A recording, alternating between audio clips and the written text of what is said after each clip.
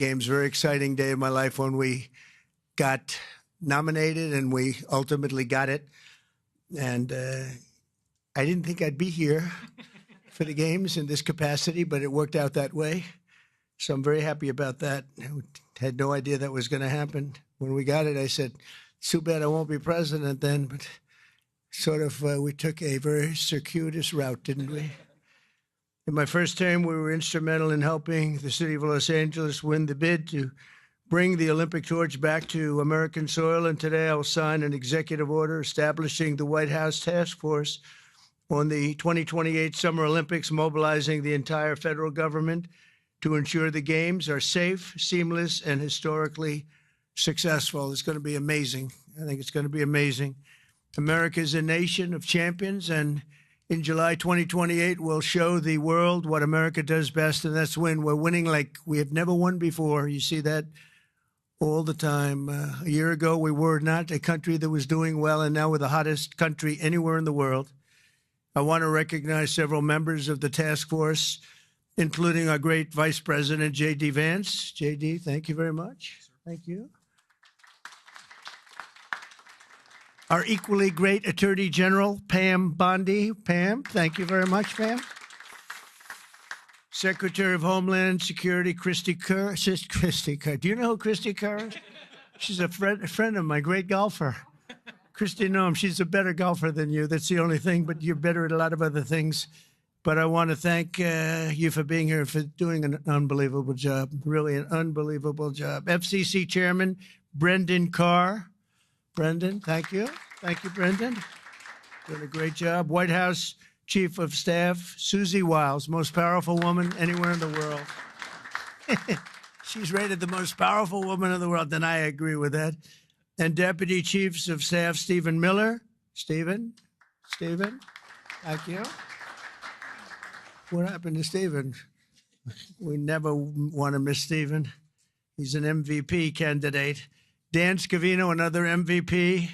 James Blair, Taylor Budovich, and Nick Luna. Thank you all. Great group of people. They're going to be very much involved. I also am grateful to be joined by two of Team USA's strongest and fastest competitors, retired gold medalist and gymnast, and member of the LA 28 Athletes Council, Nastasha Lukin. Nastasha? How are you, Nastasha? Good. I don't know you, but I've watched you. You're very talented. I would not want to do what you do. This is much easier, believe me. It's incredible what you've done. Along with retired gold medal Paralympian, swimmer, and board member of the U.S. Olympic Committee, Brad Snyder. Brad, thank you very much, Brad. It's a great honor. Thank you. Chairman of the 2028 Olympic Games, Casey Wasserman, a friend of mine for a long time. Casey, thank you very much. Casey, great job. It's going to be amazing. LA's a little bit different place than it was when selected, but we're going to bring it back stronger than ever. I spoke to Casey about that. He said, nope, we're going to make it better than ever. It's going to be something that's going to make it even more important as a Olympic Games. It was an interesting conversation we had as the fires were raging. Is that right? And I appreciated that very much. And CEO Reynold Hoover. Reynold, thank you very much. Thank you very much. Great honor. I also want to welcome the chair of the U.S. Olympic Committee, Gene Sykes. Gene, thank you. Thank you, Gene, very much. And thank him for recently banning men from competing in women's sports. That's a big deal. Thank you very much. It's amazing the way I don't hear any applause for that when everyone feels it. It's a 97, don't worry about it. That's a 97-3. It's not 80-20, it's 97-3. But nobody wants to clap. It's crazy. The United States will not let men steal trophies from women at the 2028 Olympics, so we appreciate the fairness and everything else that you've shown. Also with us today is LA 28 board member Reince Priebus, and also Kevin McCarthy. I want to thank Kevin McCarthy and Reince. Thank you, Reince. And thank you, Kevin. And the LA Olympics is shaping up to be a wonderful moment for America. It's going to be incredible. It's so exciting. And with today's action, I'm directing the Department of State, the Department of Justice, the Department of Homeland Security, the FBI, the Secret Service, the Department of Transportation, and many other departments and agencies to use every tool at their disposal to ensure a fantastic, safe, and beautiful event. In 2028, the Olympics is bringing back our national pastime, baseball. Wow, that's great. With teams playing under the lights at the legendary Dodger Stadium, and it is legendary. It's beautiful, one of the most beautiful. Squash players will go head-to-head inside the world-famous Universal Studios. Triathletes will sprint beneath the sun shining down on Venice Beach.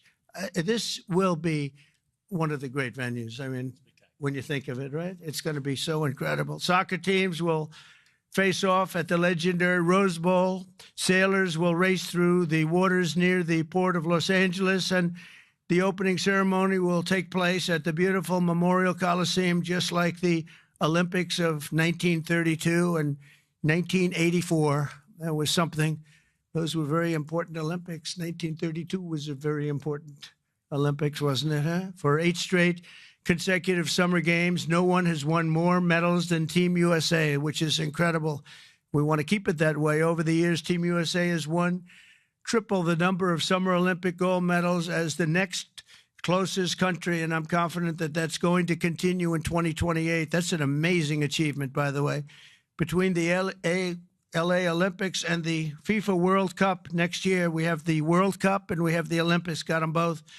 It's a great time to be a sports fan in America. And maybe, you know, I don't want to say most importantly, but it is a celebration of 250 years. We have our 250th anniversary also during the year. And it's going to be between the three of them. I think there'll be no other time that we've ever had in our history like that. So I'd like to ask the LA Olympics Chairman, Casey Wasserman, to say a few words. And I appreciate it very much, Casey. Great job you've done. Thank you very much.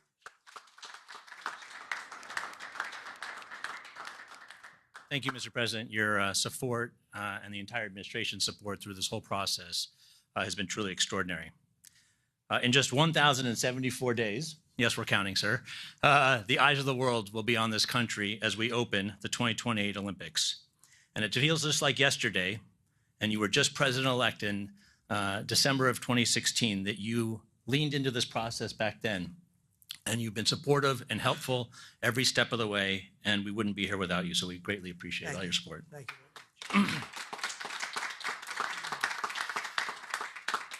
Our games plan is near final. We've announced a competition schedule. Some of the greatest brands in America have stepped up to support these Olympic Games as commercial partners. And now with the creation of this task force, we've unlocked the opportunity to level up our planning and deliver the largest and, yes, greatest games for our nation ever. We expect more than 150 heads of state will come to the Games. We'll host approximately 11,000 Olympic and 4,500 Paralympic athletes.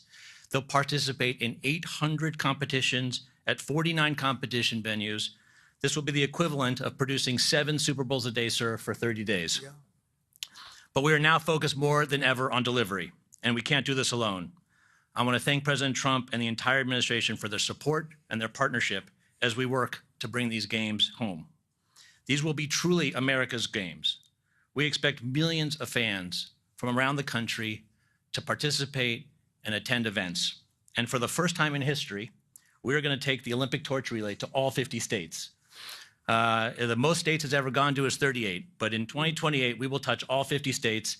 And sir, if you'd like to run on Park Avenue again to revisit history, you're more than welcome. And we're thrilled. But this administration has delivered critical security funding in the recent bill that will be used by local and state agencies and the federal government to make sure that our games are safe and secure and ultimately the best place to experience and be an Olympic fan. We remain incredibly confident in our ability to deliver the greatest games ever, and that starts with the support of this administration every step of the way. Thank you, sir.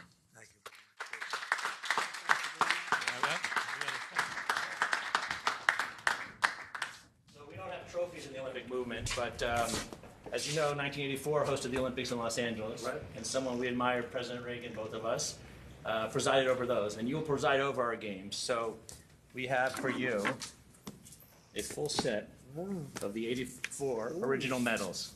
Wow.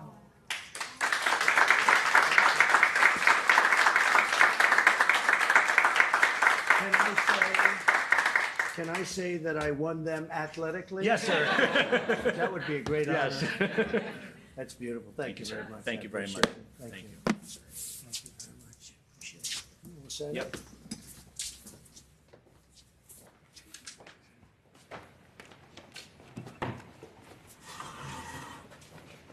Okay, come on around, everybody. This is a big one here.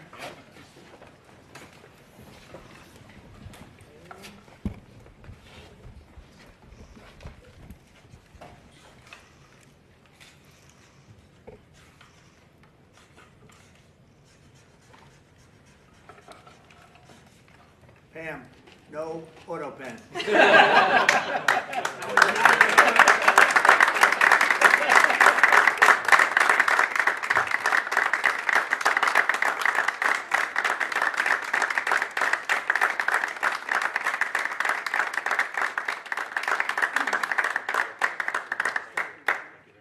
Fantastic. Thank you very much. Mr. President, Mr. President,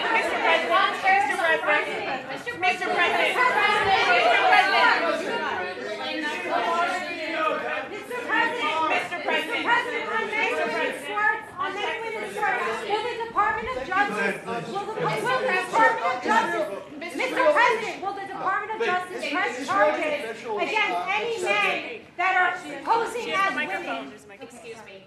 No, he called on me, but thank you. Go ahead, please. Thank you, Mr. President. Do you still plan to follow through on your threat to impose 100% tariffs on all countries that purchase Russian energy, including China? Well, I never said a percentage, but we'll be doing quite a bit of that. We'll see what happens over the next fairly short period of time. But we'll see what happens. Yep. You know, they have a meeting tomorrow. We have a meeting with Russia tomorrow. We're going to see what happens. We'll make that determination at that time. Yeah, please go ahead. Thank you, Mr. President. Thank you for calling on me. Thank you, Mr. President. On Ukraine, President Zelensky just signed a law allowing for citizens age 60 and above to serve in the military. We've seen dozens of videos of young men being hauled into vans and dragged to the front lines against their will. And we've even seen videos of a young man with Down syndrome serving on the front line. When you campaigned, you said you wanted to see the people stop dying. A lot of people admired that statement. Now the people dying are elderly, mentally handicapped, and conscripts.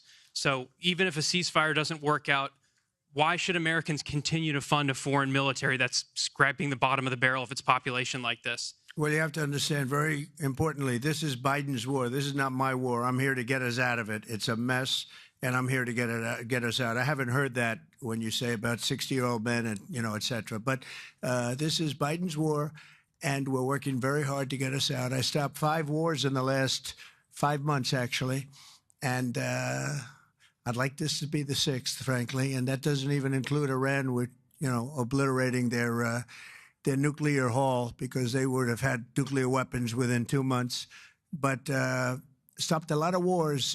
You just take a look at the ones just over the last 2 or 3 months. It's been amazing. This is the one I'm trying to stop. This is the one we're working hardest on. The other ones I stopped within a matter of days, almost every one of them, including India and Pakistan. And I could go over the whole list, but you know the list as well as I do.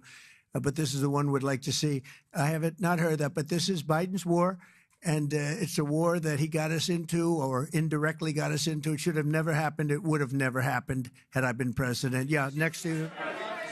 Thank you, Mr. President.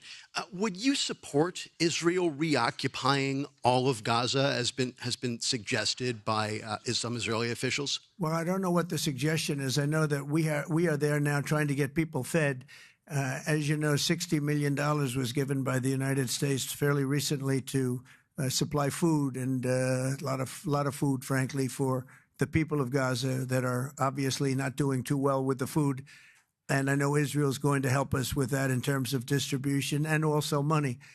We also have the Arab states are going to help us with that in terms of the money and possibly distribution. So that's what I'm focused on. As far as the rest of it, I really can't say. That's going to be pretty much up to Israel. Yeah, please. Go ahead, please.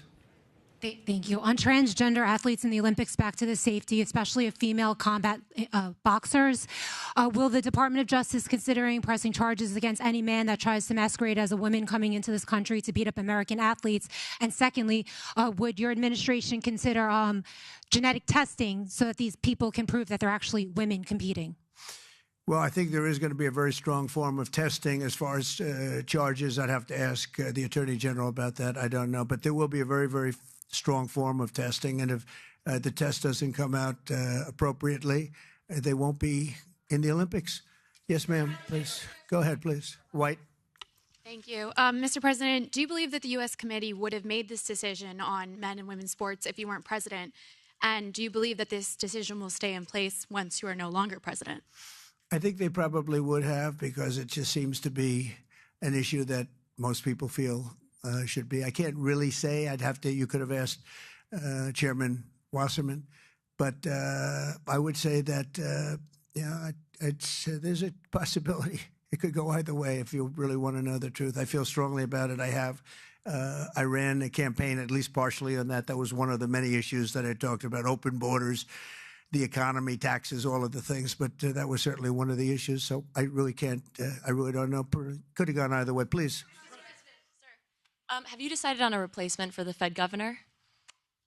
For Fed governor, I'll be making that decision before the end of the week, and we'll either decide on one for permanence or the 4-month period, the term. There's a term of about a number of months. We have a couple of candidates. Everybody wants it, okay? It's not a couple, but we've narrowed it to a couple of candidates. And we've also, we're looking at the Fed chair, and that's down to 4 people right now. Very good. Well, I can tell you, because I've already said there's 2 Kevins and 2 other people, okay? Brian? Thank you, Mr. President. This has to do with the safety aspect of the Olympics. What can you do as a president to ensure that Southern California, the greater Los Angeles area, is safe from any fire danger, that the state clears away brush in state parks, the reason why this last fire happened in Pacific Palisades? What can you ensure for that? Well, as you know, Brian, we have, I've been fighting with them for a long time about allowing the water to come down from the Pacific Northwest, essentially. And we actually opened up that water pretty strongly. We got a lot of opposition from the governor, and we opened it up anyway, and the water is coming down. We want it opened further. They have a lot of water. They send it out into the Pacific Ocean in order to protect the smelt. It's a little tiny fish that's not doing very well, especially when they don't have water. They really do badly, okay? But it's a fish, environmentally protected, even though it's in many other areas. I think they just use that as an excuse to smelt. You'll check that out. But I think it's just an excuse. They've got to allow full water, and they're working with Lee Zeldin is really helping us a lot. But they've got to allow the full complement of water to come down from the Pacific Northwest. There is so much water. If Gavin Newsom let the water come down, see the way I pronounced his name properly for a change, if this guy allowed the water to come down from the Pacific Northwest, they have so much water they don't know what to do with it. All of those sprinklers would have gone on. All of those people with those beautiful houses with sprinklers in the ceilings and with the water, the fire pumps outside, all that water. They didn't have any water because they wouldn't let the water come down. There's so much water there. At first, when I got involved with this issue in my first term, I said to the congressman, they took me up because they wanted to show me the fields where they could farm 10 times more product. You'd see 100 acres, and you'd see 1 acre or 2 acres, beautiful green. It's very vibrant soil, but they don't give it the water that it's entitled to. And I said, oh, they have a drought? I said, no, they told me we don't have a drought. They don't. The Democrats don't allow the water to come down into the farms and into anywhere. By the time it gets down even into certain parts of California, it's fed out stupidly into the Pacific Ocean.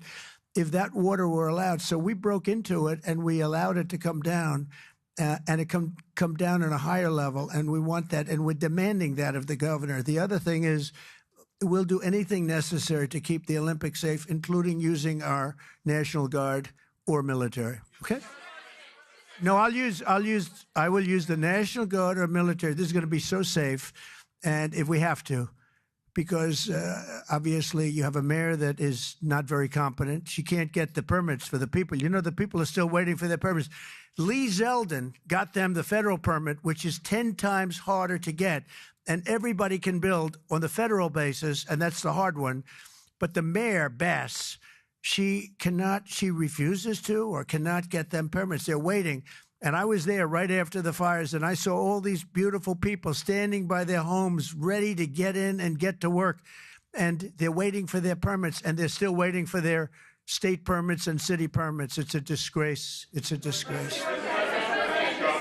Redress, yes, ma'am.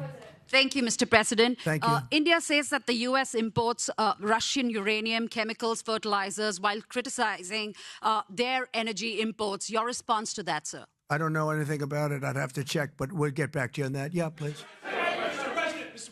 Yeah, go ahead. Have you seen the Hamas-released video of Israeli hostage Avitar David starving and being forced to dig his own grave in a Hamas tunnel? I have, yeah. I have. I think it's horrible. I think it's horrible. And I hope a lot of people do get to see it, as bad as it is, because I think it's a horrible thing. Yeah, behind you, please. Mr. President, yes. Can you speak to just how, this drop-off in foreign-born workers is going to benefit Americans, and will it force American companies to pay fairer wages to American workers? Well, we want to take care of our American workers, and first and foremost, and that's what we're doing.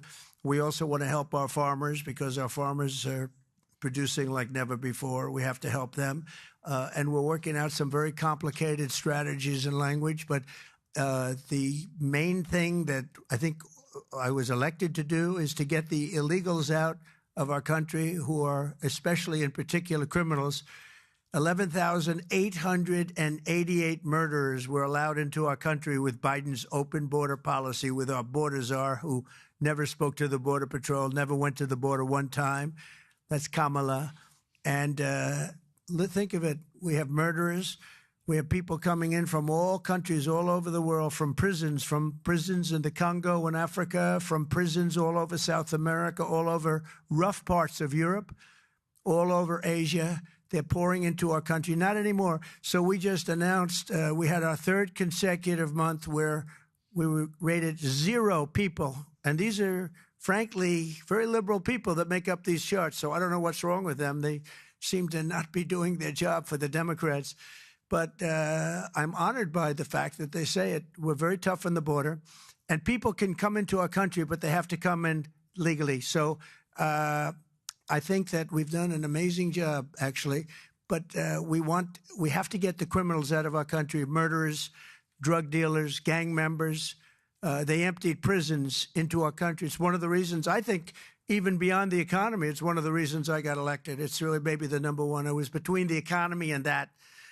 But, as I said before, our nation is doing really well, but we have to get these really bad people. They should have never been allowed in our country. Open border policy is for fools. We're the only country in the world with an open borders policy, but we don't have that anymore. We had 0 now for 3 months in a row. Peter? Thank you very much, President Trump. Nice to see you got off the roof all right. Yeah. You said this morning that you probably won't be running for a third term. This weekend, Secretary of State Rubio said that he thought J.D. Vance would be a great nominee. You could clear the entire Republican field right now. Do you agree that the heir apparent to MAGA is J.D. Vance? Well, I think most likely, in all fairness, he's the vice president. I think Marco is also somebody that maybe would get together with J.D. in some form. I also think we have incredible people, some of the people on the stage right here.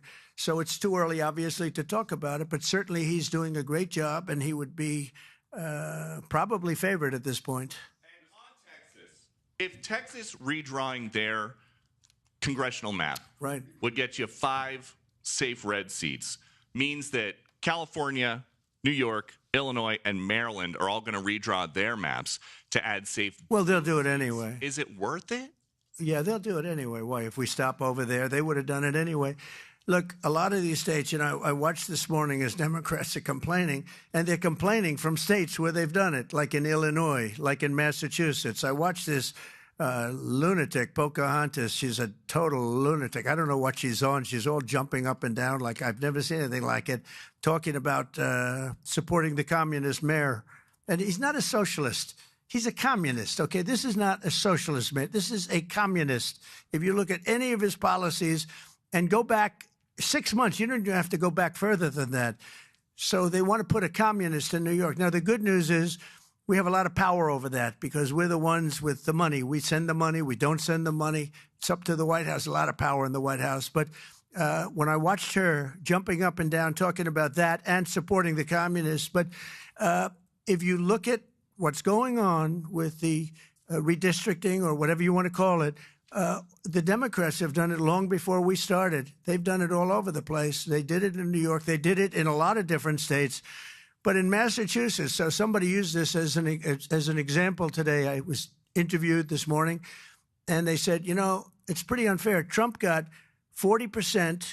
I'm not proud of that, but I think I probably got more, but that's okay. I got 40% in Massachusetts, and yet they have 100% of the vote in terms of Congress.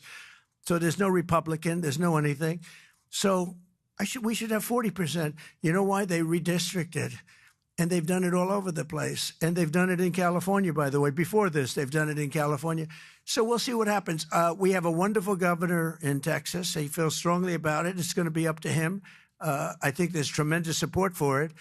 And, you know, we've watched the Democrats destroy our country in 4 years. They've destroyed between their open borders that we talked about, transgender for everybody, all of the horrible things that they've done, high taxes, horrible medical provision for people. We've watched them destroy our country for 4 years, and people don't want that. And people in Texas, as you saw, I got the highest vote in the history of Texas. I love Texas. Texas likes me, obviously. But I got the highest vote, and that was checked out on the show. Did you see that? Where they checked it out, they said he actually did get the highest vote in the history of Texas, which disappointed them. They were very disappointed to hear that.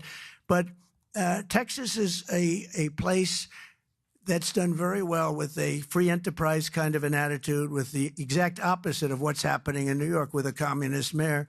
And they know what they're doing, and they're doing the right thing. Yeah. Two questions for you. Mr. President, thank you. Texas Senator John Cornyn is asking for your help to force Democrats back to the state and hold them accountable. Do you want the federal government and the FBI to help locate and arrest these Texas Democrats who have left the state? Well, I think they've abandoned the state. Nobody's seen anything like it, even though they've done it twice before. And in a certain way, it almost looks like they've abandoned the state. It looks very bad. Yeah, go ahead, please. Should the FBI get involved? Should the FBI get involved? Well, they may have to. They may have to. No, I know they want them back. Not only the Attorney General, the governor wants them back. If you look, I mean, the governor of Texas is demanding they come back. So a lot of people are demanding they come back. You can't just sit it out. You have to go back. You have to fight it out. That's what elections are all about. Yeah, please. Thank you so much, President Trump. Two questions for you. One, were you aware of and did you personally approve the prison transfer for Ghislaine Maxwell that your Justice Department I didn't know about it at all. No, I read about it just like you did. And do you believe that she is It's not a very uncommon thing. Do you believe that she's credible to be listening to? Your Deputy Attorney General sat down with her recently. Well, let me tell you, he's a very talented man. His name is Todd Blanche. He's a very legitimate person, very high, just a very highly thought of person, respected by everybody. And I didn't talk to him about it, but I will tell you that whatever he asked would be totally appropriate, and it's not an uncommon thing to do that. And I think he probably wants to make sure that, you know, people that should not be involved or aren't involved are not hurt by something that would be very, very unfortunate, very unfair to a lot of people. But I will say this, Todd Blanche is one of the most highly respected people you'll ever meet. So I know this. I didn't discuss it with him, but anything he talked about with her or the fact that he did that, not unusual, number one, and most importantly is something that would be totally above board. Please. Yeah, please, go ahead. Thanks, Mr. President. Mr. President, how much more would you like DOJ to cut from the federal government? Well, it's not so much DOJ anymore. And by the way, I have to say that somebody from DOJ was very badly hurt last night. You saw that. A young man who was beat up by a bunch of thugs in D.C. And either they're going to straighten their act out in the terms of government and in terms of protection, or we're going to have to federalize and run it the way it's supposed to be run. But it's not a question of DOJ. We have great people, secretaries and all, working with DOJ. and cutting with I said with a scalpel as opposed with an axe. They're cutting with a fine-tooth comb, and they're getting rid of people that aren't doing their job, or bad people, or bad things, bad policy, et cetera, et cetera. And I think we've been very successful in that. And there's more cutting to do, but there's also more getting. We want smart people in government. Our country is doing great. I think we are doing probably, maybe in many ways, better than we've ever done before. You know, we're taking in trillions, not billions, trillions and trillions of dollars from other countries who, for years, took advantage of us. They took advantage of the United States like we were children, and that's not happening anymore. Now they're paying a lot of money, and they're paying hundreds of billions of dollars. Individual countries paying hundreds of billions of dollars. You're seeing what everybody else is seeing. And we have a lot of things we can do. You know, one of the questions asked of me this morning is, are you going to make a dividend to the people? And the purpose of what I'm doing is primarily to pay down debt, which will happen in very large quantity. But I think there's also a possibility that we're taking in so much money that we may very well make a dividend to the people of America. Thank you all very much. Thank you. Thank you very much. Thank you.